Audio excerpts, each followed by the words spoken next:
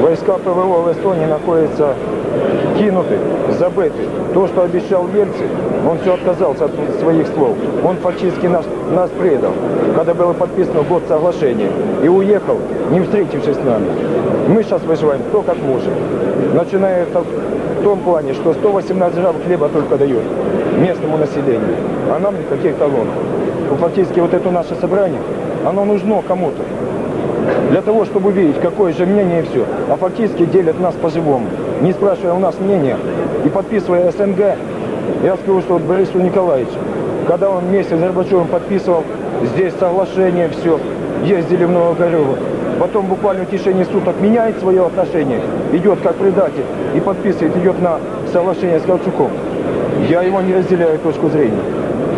Реально боевые расчеты, которые сегодня должны выполнять боевые задачи, я бы даже у нас в регионе, они укомплектованы на 50%.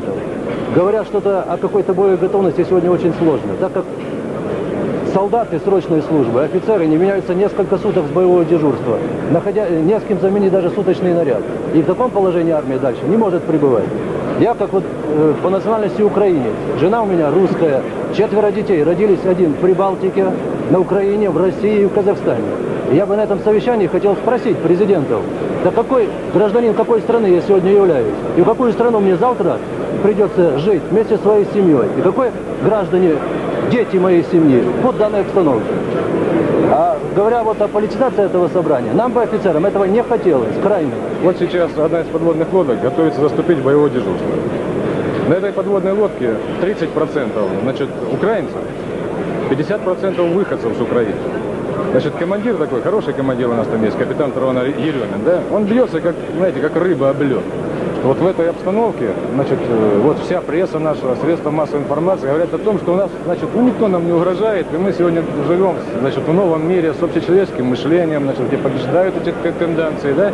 Ну, мы видим, значит, что произошло с Ираком, который посмел поступить не так, как хотелось Соединенным Штатам Америки. Что прошло с Гренадой, что произошло с Панамой, скажем, где будем так говорить, ну, какой там законный все-таки был избран президент. Вы прямо вывезли и судят этого человека.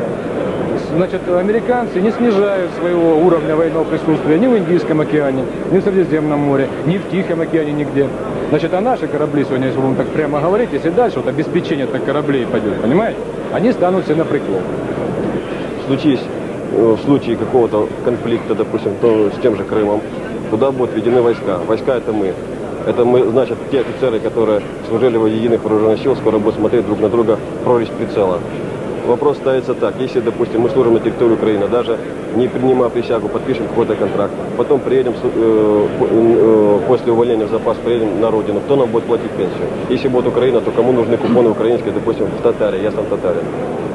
Стремление Кравчука, значит, полностью овладеть Черноморским флотом и стать морской державой, это не совсем правильно, потому что наши южные рубежи, которые охраняет Черноморский флот, он охраняет не только южные рубежи, но и все содружество вместе. Социальной защищенности нет. Комплектования вооруженных сил лицами различных национальностей продуманной нет.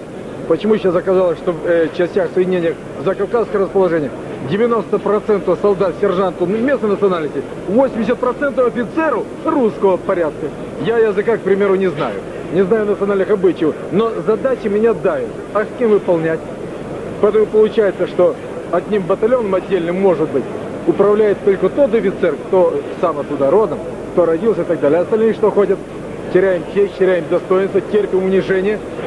Правительство как Эстонии, так и Латвии, и Литвы, они, значит, в средствах массовой информации всячески муссируют мысль о том, что мы оккупанты, причем в выражениях не скупятся, значит, и особенно не задумываются. Мысль насаждается народу о том, что мы оккупанты, поэтому мы должны оттуда уйти. Воздушно-десантные войска всегда свои задачи выполняли так, как положено. У нас вот вчера, например, прозвучала даже такая мысль, что у нас нет национальности, у нас есть одна национальность, это десантник. Вот мы своему народу присягали, никогда ничем себя не запятнали. Вот, и я думаю, так же будет и в дальнейшем.